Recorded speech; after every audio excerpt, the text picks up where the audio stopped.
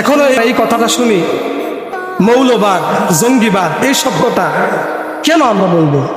যাদেরকে আমরা মৌলবাদ, জঙ্গিবাদ বলতে চাই, ওলামায়ে কেরামদেরকে দেখলে, টুপিদারি দেখলে যারা আমরা জঙ্গিবাদ মনে করি, যারা মৌলবাদ মনে করি, মনে রাখবেন এই জঙ্গিবাদ, মৌলবাদ যদি এই দেশের ভিতরে না থাকতো, তাহলে আমাদের জানাজার নামাজ, ভুট্টা যেরকম মরে বিনা জানাজায় তাকে দাফন করা হয়, আমাদের জানাজার নামাজ দিন আমাদেরকেও দাফন করতে। এদেশে মৌলবাদ আছে বিদায়, এদেশে ওলামায়ে কেরাম আছে বিদায় ইসলাম এখনো পর্যন্ত এদেশে আছে। এখনো পর্যন্ত মসজিদগুলো টিকে আছে, মাদ্রাসাগুলো এখনো পর্যন্ত টিকে আছে।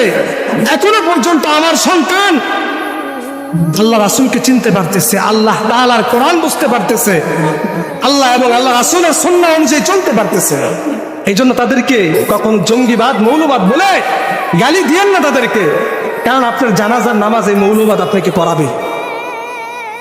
আপনার সন্তানের ডান কানে আযান, বাম কানে ইকামত এই মৌলবাদ দিবে। আপনার বাবার কবরের সামনে দাঁড়িয়ে এই মৌলবাদ আপনার বাবার জন্য দোয়া করবে।